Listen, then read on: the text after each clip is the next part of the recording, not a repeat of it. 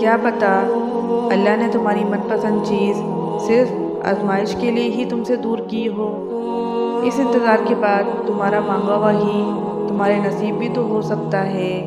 توکل رکھو، جو تم نما بھی نہیں کر سکتے تمہارے یقین سے وہ سب ہو سکتا ہے۔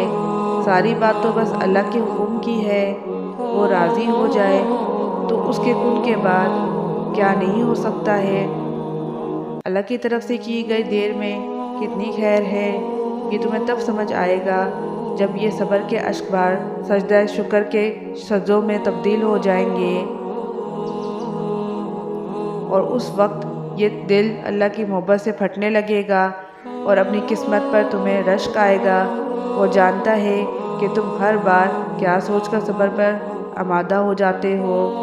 وہ تمہارے ایمان کو کمزور اور ضبط کو کبھی ٹوٹنے نہیں دے گا۔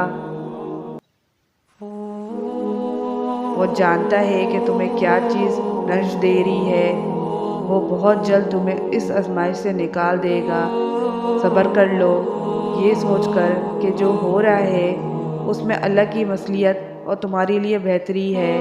اگر اللہ نے تمہارے دل میں کسی چیز کی چاہت ڈالی ہے اور تمہیں دعا مانگنے کی توفیق بھی دے رہا ہے تو ہو سکتا ہے اللہ تمہاری چاہت پر راضی ہو اور بس تمہیں آزما رہا ہو۔ ان امیدوں کا صلہ اللہ کن کی صورت میں دے گا۔ اگر آپ کو میری یہ ویڈیو اچھی لگی ہے تو میرے چینل گیٹ نالج آف اسلام کو سبسکرائب کریں، لائک کریں، شیئر کریں، کمنٹس کریں اور بیل آئیکن کا بٹن دبائیں تاکہ نئی آنے والی ویڈیوز آپ کو مل سکیں۔